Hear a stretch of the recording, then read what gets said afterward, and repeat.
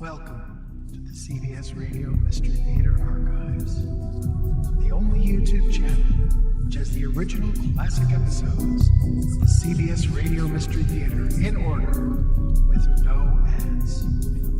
Thank you for listening, and now, enjoy the show.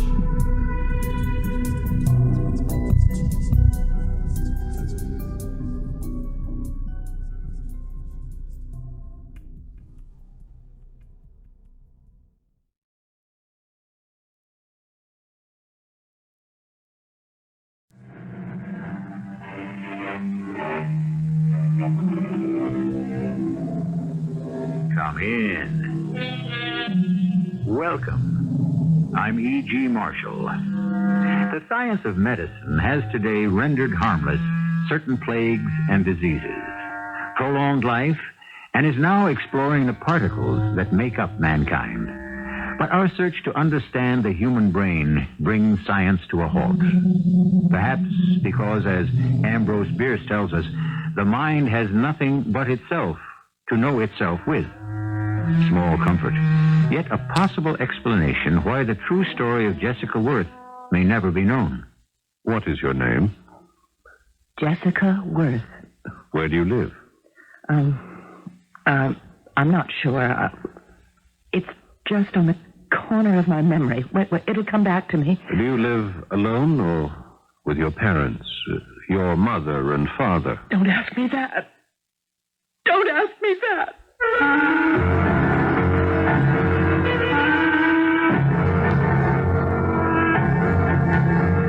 Our mystery drama, Who is Jessica Worth?, based on a true happening, was written especially for the Mystery Theater by James Agate, Jr. and stars Marian Seldes. I'll be back shortly with Act One.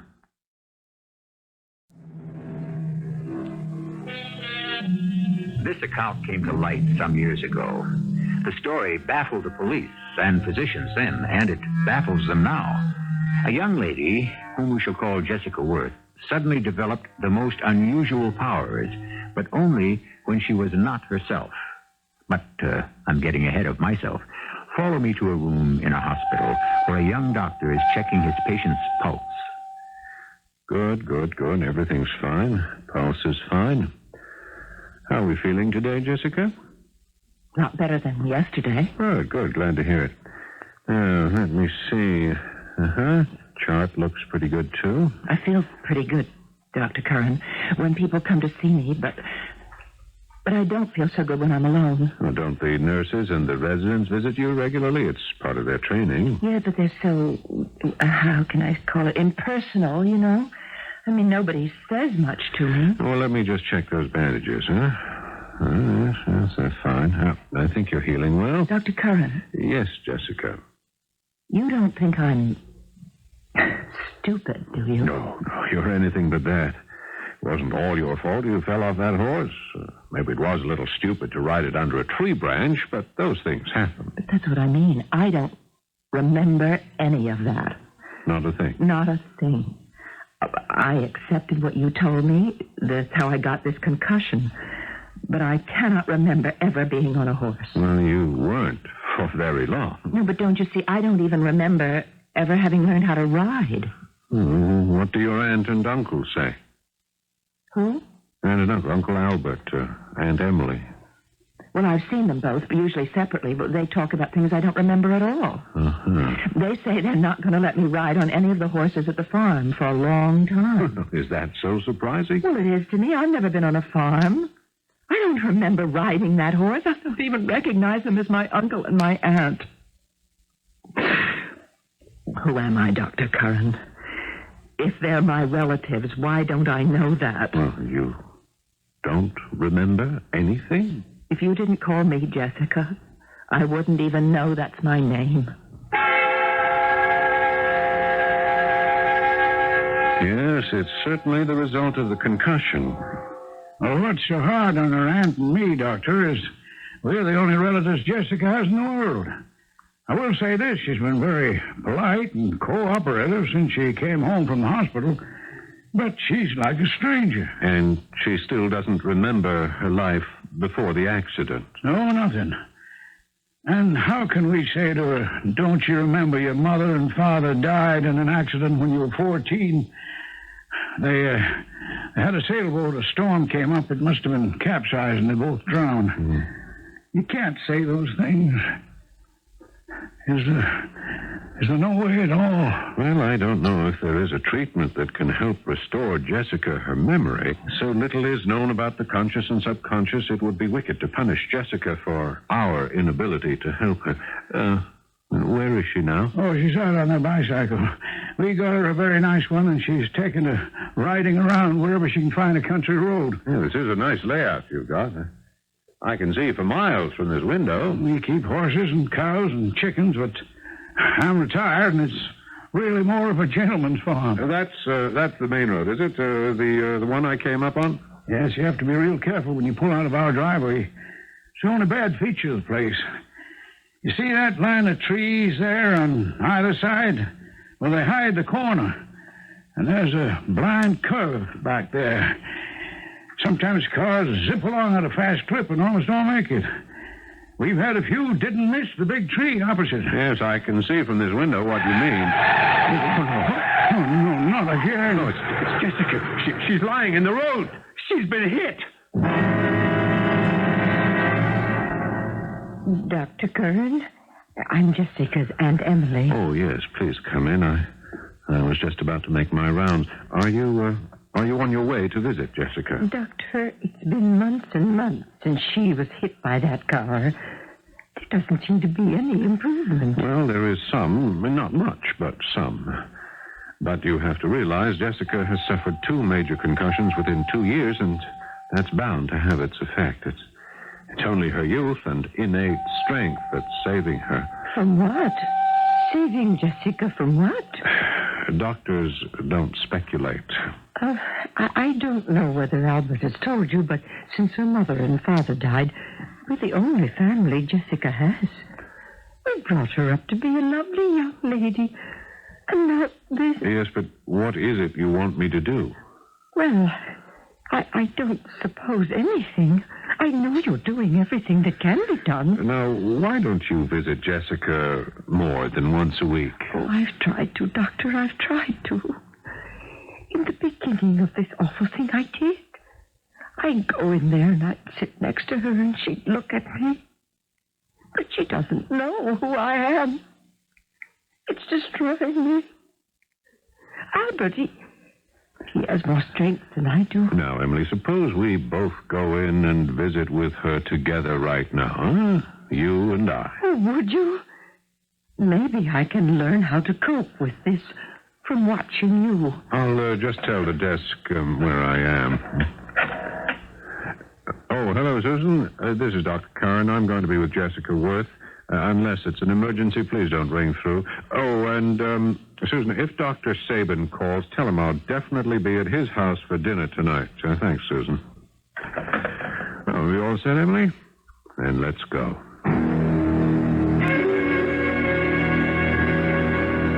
Hi, Dr. Curran. Who's that you brought with you? Is she a doctor, too? And now, Jessica, think. You know your Aunt Emily is not a doctor, don't you? Aunt Emily? You came here before. I remember you because you must live a very healthy outdoor life, don't you? Your cheeks are so nice and red. Aren't her cheeks red, Dr. Curran? And why don't you make the effort to remember, Jessica? When am I going to get out of the hospital? I feel like I've been here all my life. Now, if you keep falling from horses and letting cars knock you off bicycles, you might as well start learning to be a nurse and stay on here in a professional capacity. Well, do you think I could? What's her name? What's her name? The doctor you brought in there with you. Emily. Aunt Emily. Does that ring any bells? Dr. Emily, do you think my lying in bed like this I could still study up and become a nurse? What is it? What's the matter with her? Why did she leave all of a sudden like that? Jessica, that was not a doctor. It was your Aunt Emily. Now, naturally, she's upset. You don't know her. I don't have an Aunt Emily. There's a nice-looking older man who comes to visit me quite a lot. He says he's my Uncle Albert. Well, I don't even have an Uncle Albert. Now, if you think hard, now try and think back. What can you remember? I've been sick. I know that. You told me a car hit me, and before that, I fell off a horse. I can almost remember that because you convinced me. Jessica, physically, you are healing just fine. I'm very pleased. The whole staff here are happy about that. You're eating well, you're sleeping well. Food we give you doesn't seem to disagree with you, but your mind isn't doing as well. Because I can't remember those two people? I don't know them. Why don't you believe me? All right. Now, let's say, for the sake of argument, I do believe you. Then why are they pretending that I'm related to them? That I can't say, but let's follow this with you. You want to play questions and answers? Sure. All right. Now, what's your name? Jessica Worth. And where do you live? I'm not sure. It's just on the corner of my memory. It'll come back to me. Do you live alone or with your parents? Your mother and father? Don't ask me that. Why not, Jessica? Oh, so cold standing out here on our little dock, waiting for them. Waiting? For who, Jessica? I know they'll come back. Dad's a marvelous sailor. I'm just going to wait right here. I am. They sent the Coast Guard out to find them, so I know nothing could have happened. Dad's a wonderful sailor, and so is Mother. So freezing, but I just can't go and leave here. Go inside. I've cooked dinner for all of us. It's keeping nice and warm for them. They want me to be here when they come back. Won't they? Jessica, I want you to close your eyes, lean back, and try to remember something else. Yes? I'll do whatever you say. I trust you. Good. Now, you have been in this hospital 2 times because each time you had an accident, and you came here to get well. Now, those 2 people, the older man and the lady who come and visit you, they love you. And ever since your mother and father died, you know that, don't you, that they died, Jessica? I know that. I was 14. Yes. Well, since then, your Uncle Albert and your Aunt Emily have brought you up like their own daughter. Your Aunt Emily was your mother's sister. She never had any children. Well, why doesn't she come to visit me in the hospital? Well, she does come, but you upset her terribly by not recognizing her. She was here just now. That lady with the red face? Yes, that's who it was. Oh, I'm sorry I said that. Oh, I do wish I could remember. I'll try to. Yes, I want you to try. Well, it's almost time for your supper. I'll stop in again tomorrow and we'll talk. Oh, Jessica, I'm always spending more time with you than any of my other patients. I'm supposed to be at a doctor friend's at 7 o'clock sharp. I promised him he cooks up wonderful beef stew, and it's awful when it gets cold. I feel so tired. Maybe I'll just rest a while and forget about the food. Jessica? Jessica, can you hear me? That girl, when she drops off, she is out like a light.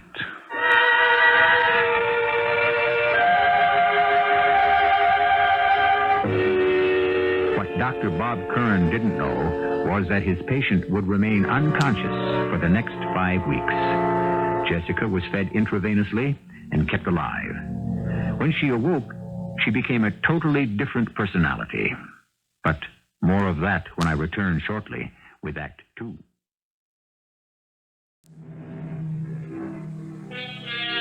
Although the doctors tried to find an explanation for Jessica Worth's 5-week coma, it eluded them. And then, one midnight, she awoke and called the night nurse, who immediately called Dr. Curran at home. He lost no time in arriving at Jessica's bedside. Well, young lady, this is a fine time to get your doctor out of bed. Are you the doctor? That's a rather long sleep you had, Mrs. Rip Van Winkle. I feel fine. What's your name? Dr. Curran? Dr. Curran? You don't remember me? No. Have we met? Yes, we've met. Doctor, I'm very hungry. I'm famished. Well, it's after midnight. I'm afraid the hospital kitchen is closed. Oh, isn't that the limit? Now, let me take your pulse, Jessica. Now, don't pull your hand away from me. Can't help it. It's like there's a string pulling my hand up to the back of my head. Can you move your fingers? I can't tell. Am I moving them? My whole hand feels numb. Yes, they're moving. Now, just relax, Jessica. By morning, your muscles may have relaxed some, and you'll be able to bring your right hand down from behind your head. I don't like this. I want to bring my right hand down right now. Would you please grab hold of my fingers and pull? Well, we'll give it a try. Hold on. Does that hurt? I don't feel anything. I think my whole side has no feeling. All right, easy, Jessica, easy. No. Now, let's leave it where it is. Oh, this is too much. Why do you keep calling me Jessica? Well, I thought we were on a first-name basis. I stopped calling you Miss Worth years ago. Jessica Worth? Is that my name? What do you think? It's a stupid name. It's not my name. What is your name? I don't know. Isn't that dumb? I can't remember, but I know it's not Jessica. Well, don't worry. It'll come to you. I'm not worried. I'm just annoyed at myself. I mean, imagine forgetting that. It's so dumb. All right. I know what I'll do. Until I remember, I'm going to call myself Tiffany. I've always liked that name. What am I doing in this hospital? Was I in an accident? Yes, several. I'll tell you all about it tomorrow. Am I all right now? You seem to be. Very much all right. Well, then I don't have to stay here. I hope not. Your Aunt Emily and your Uncle Albert will be so happy. I've got an aunt and an uncle. Yes. Is there anything else I don't know about myself? Well, don't think about it tonight. Well, it doesn't bother me, but it's kind of crazy. Dr. Curran, what's your first name? It's Bob. Do you mind if I call you Bob? No. You're real nice, and I'm glad you're my doctor. Well, I'm glad you're not upset with your short memory. Okay, Tiffany, I'll come by after breakfast. Yes, well, what about my right hand up there in the back of my head? How am I going to eat? Use your left hand. Oh, of course. What's my problem? There are pianists who play with one hand and painters who've painted with one hand. Maybe it'll be fun.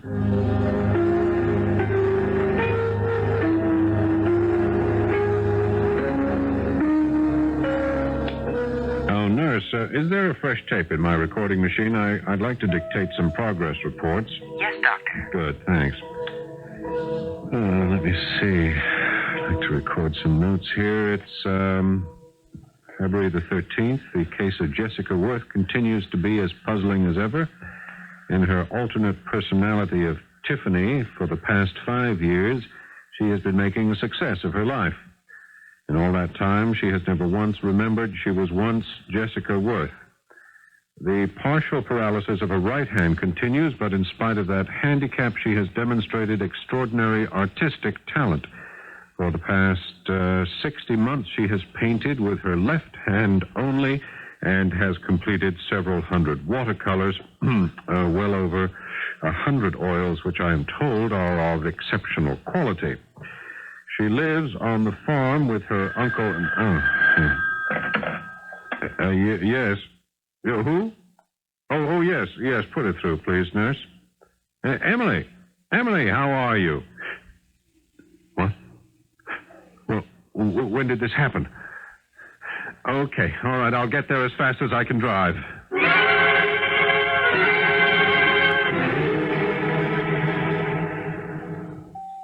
Doctor, I never thought I'd be seeing the inside of this hospital again. No, neither did I, Albert. Now, Emily, please don't worry. For no reason. She just fainted dead away. 1 minute, Tiffany was laughing and talking about buying some more canvases, and the next thing, we couldn't wake her up. How is she? Jessica, Tiffany is under 24-hour observation. Oh, the poor girl.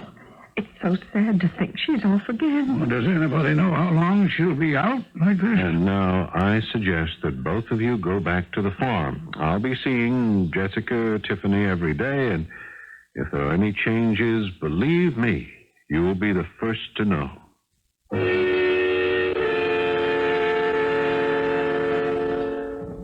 Tiffany?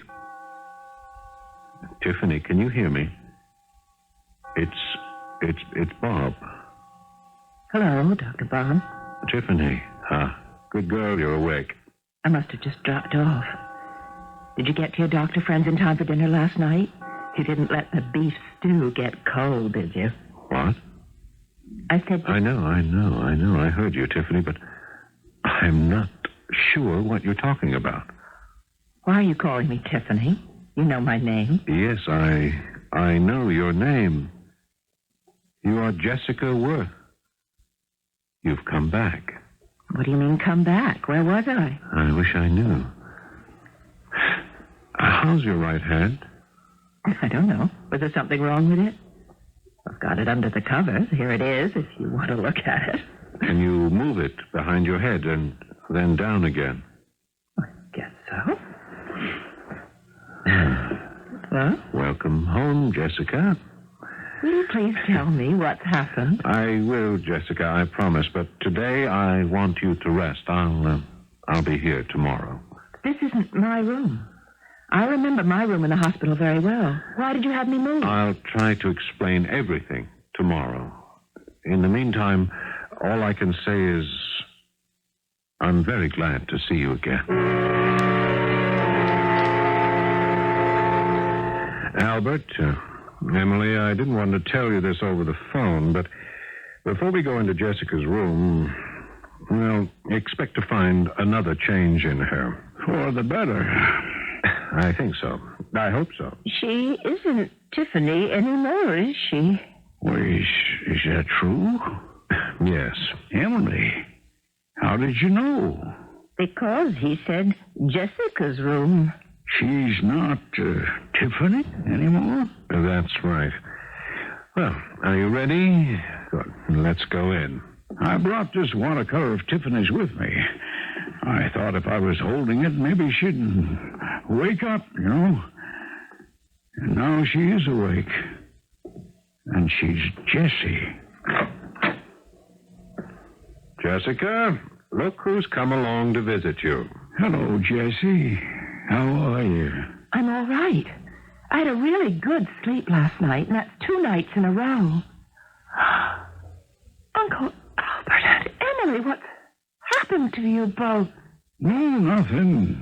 Everything's fine. It's because of me, isn't it? You've been worried about me. I can see it in your faces. Oh, Uncle, you've got so many more lines in your face in just a few days. I could cry. And Aunt Emily, my dearest Aunt Emily, come over here, both of you. Let me put my arms around you. Dr. Bob, I want to go home. Is there any reason why I can't? I don't think so, Jessica. We'll run a few tests, and maybe by the end of the week, you can be discharged.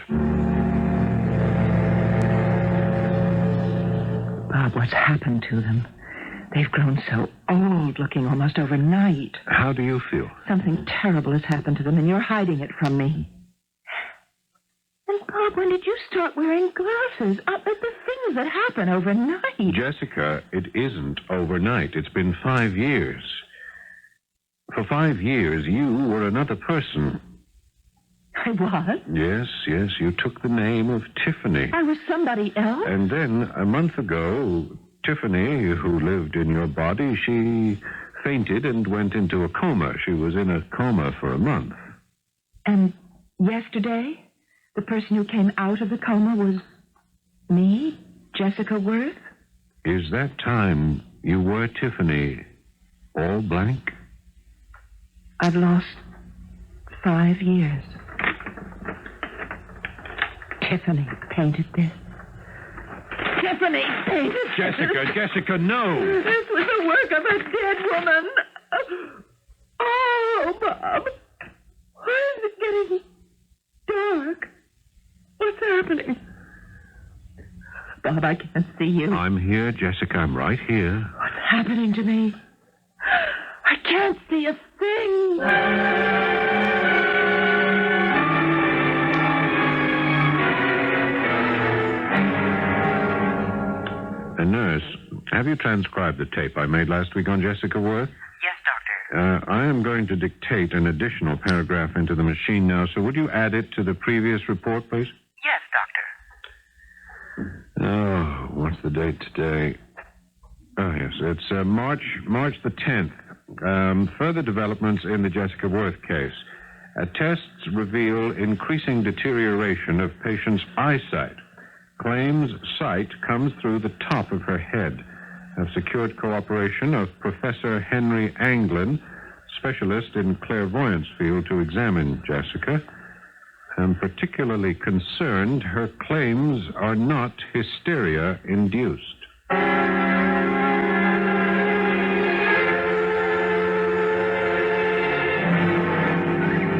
Professor Anglin, I thought you and I and Dr. Curran would enjoy our meeting here in the garden. The 1st of May and the flowers are out. It'd be a shame to miss all this by being indoors. Oh, well, Miss Worth, does your aunt take care of all these flowers? Well, I help. I love to help. Colors and how well nature blends them always amazes me. I mean, look at those orange daylilies, how well they go with the pink roses and the black irises, the raspberry poppies. And wait till the annuals come out. I mean, do you know anybody who would dare mix colors like that? Bob, is Miss Worth saying that she can see those flowers, even though she's totally blind? That's exactly what she's saying. I have the distinct feeling that the impressions I get come through the top of my head. I see. Well, then, let's begin some preliminary tests, all right? Mm-hmm. As you sit here, can you tell me what is in your sightless field of vision? Jessica, the professor means, what can you see?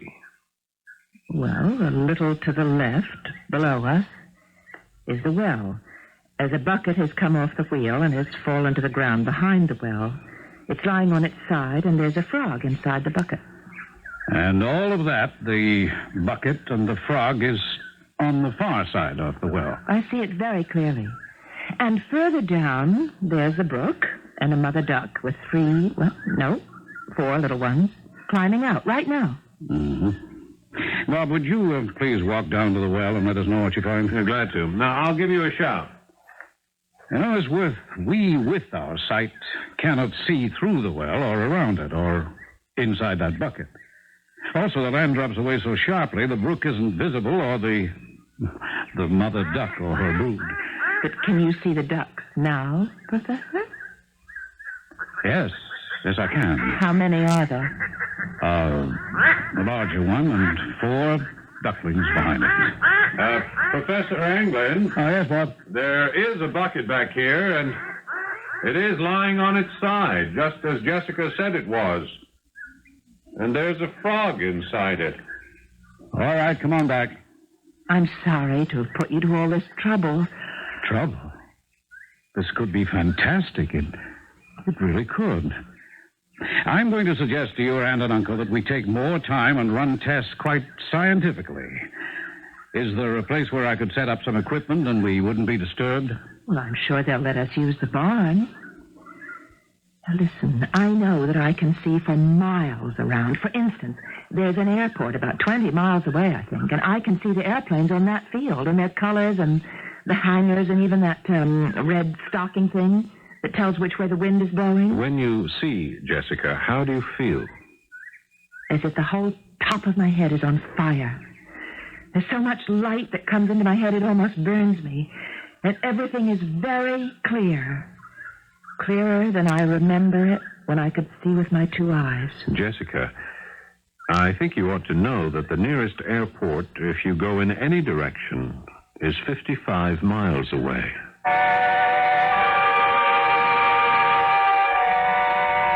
We have altered some names and dates, but the tale of Jessica Worth's other personalities and astral vision did happen. Not only was there a Dr. Bob Curran and a Professor Anglin, but dozens of investigators to probe the mystery of Jessica's paranormal powers. I shall return shortly with Act 3.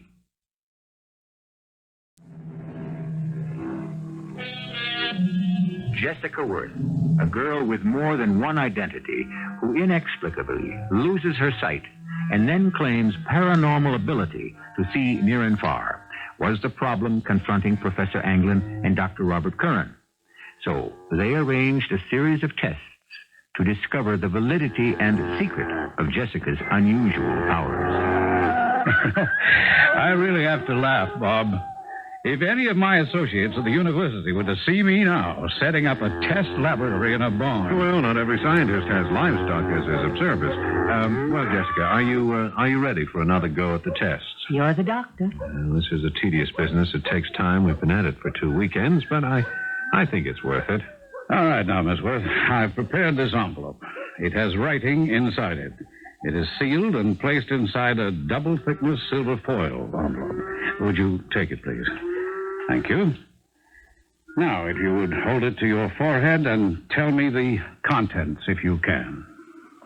It says, when moving forward toward the discovery of the unknown, the scientist is like a traveler who reaches higher and higher summits from which he sees in the distance new countries to explore.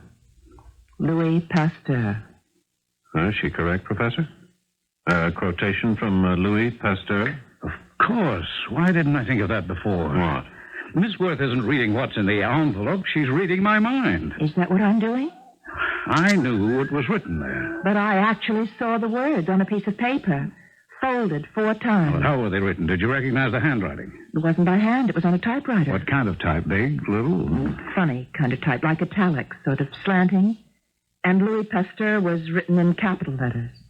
All right, we'll see. I don't think so. I do not think so. But it is, Professor. Exactly as Jessica said it was. Slanting type. I think I have a way of proving once and for all whether the subject is relying on telepathy or clairvoyance. How about tomorrow, everybody? Right here?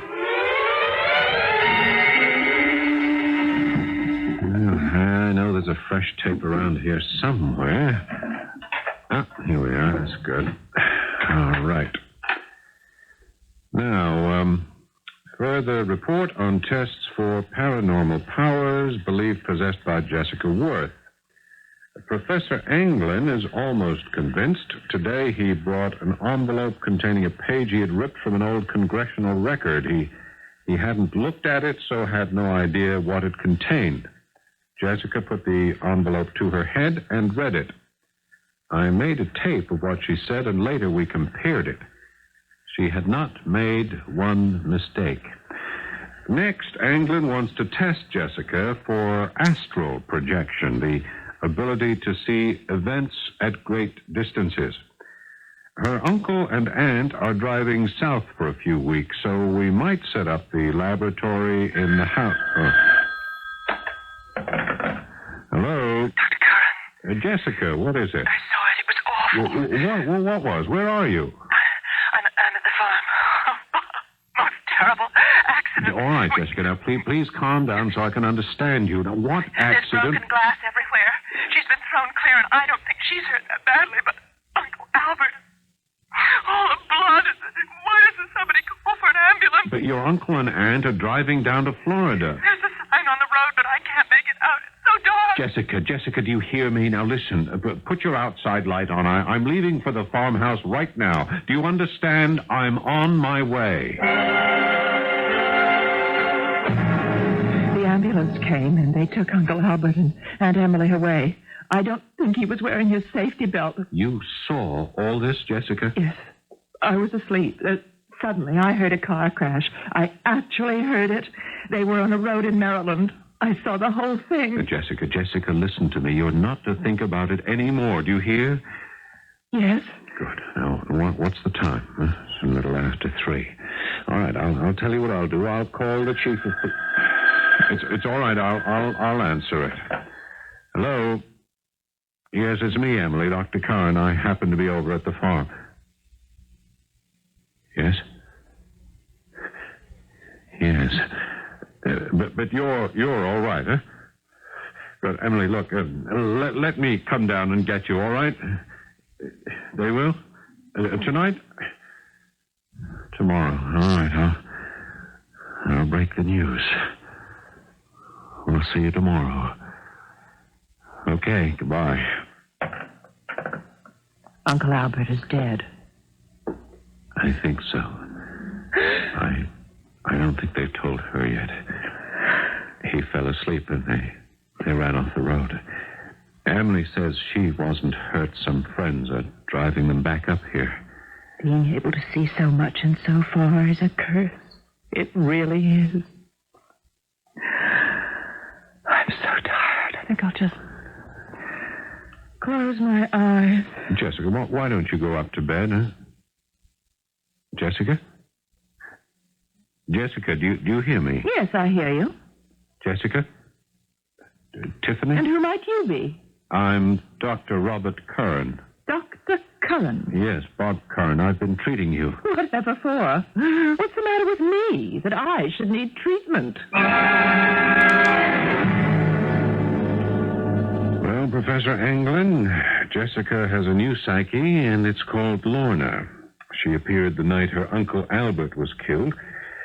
Like the others, she has no memory of anything that preceded her appearance. Yes, but what happened? You mean the girl no longer has any paranormal powers? Well, she isn't Jessica any longer. We have to accept that. She has no control over the various people that she becomes. What brings it on? I'm afraid that would take years of study. Who is she now? Well, it's Lorna, a name we both liked. So, she is Lorna. Did I hear someone mention my name? Oh, I was coming to see you, Dr. Curran. Oh, sorry.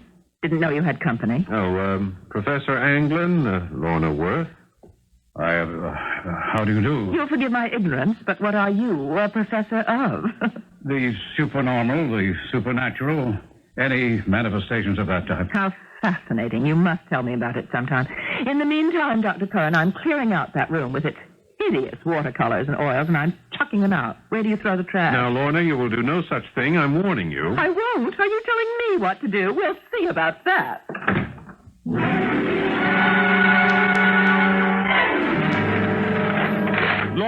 Lorna, stop that. Do you hear?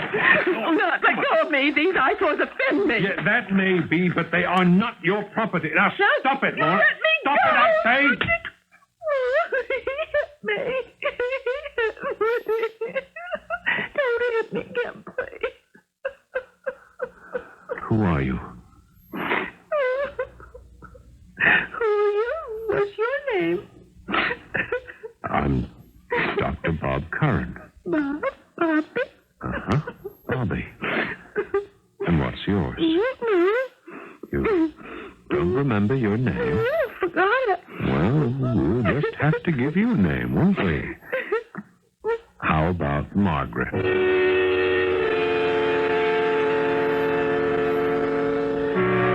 It is 3 weeks since Jessica Worth has surfaced as a very little girl, only in thought and voice, for it is always Jessica's body. We decided, she and I, to call her Margaret, a name she approved of.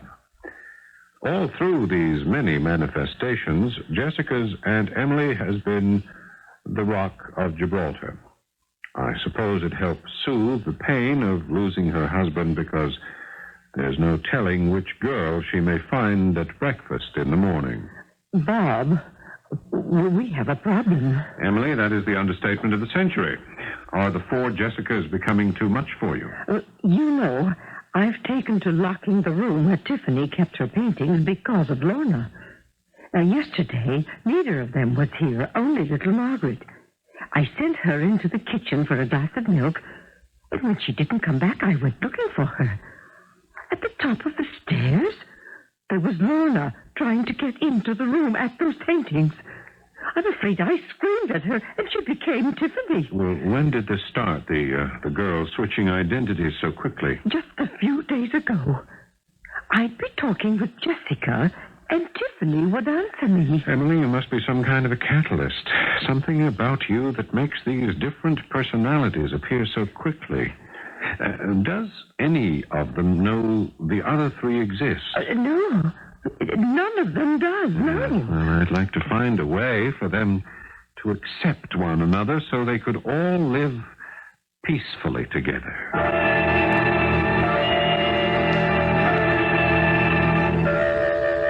Oh, that was a delicious dinner.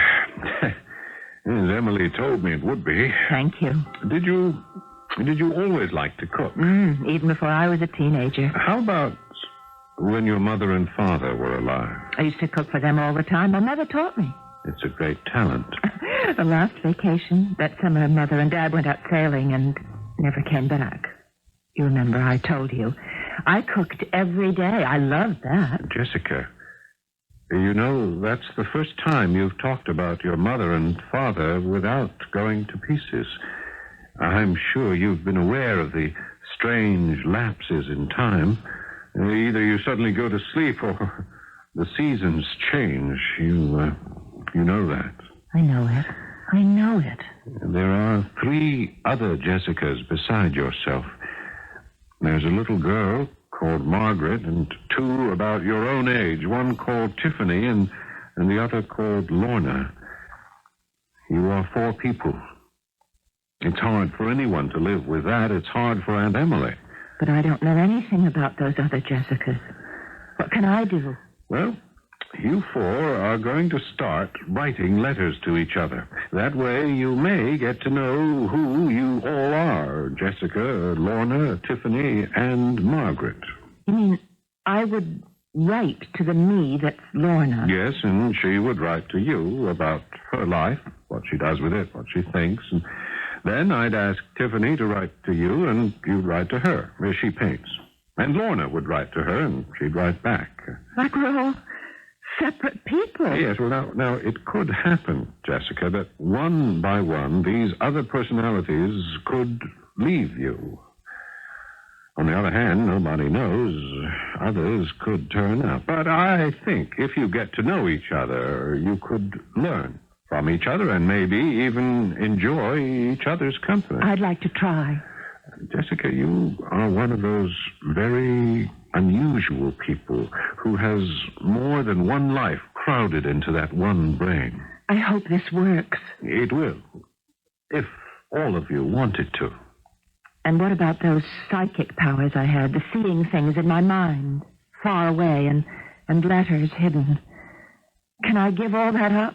I don't want that power. Well, perhaps if you don't use it, Jessica, it too will go to sleep. I hope so. And will you be around in case I need you? Oh, I certainly shall. I wouldn't miss how all this turns out for anything in the world.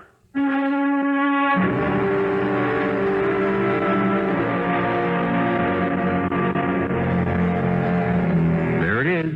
Names, places, and dates changed, but the young woman of many personalities and psychic powers is a matter of record. As for Dr. Bob Curran, there's an interesting fact about him. He stayed a bachelor. Perhaps his interest in the case was just scientific, although I suspect maybe he was waiting for the others to leave forever so he could propose to Jessica. He did love her, you know. I'll be back shortly.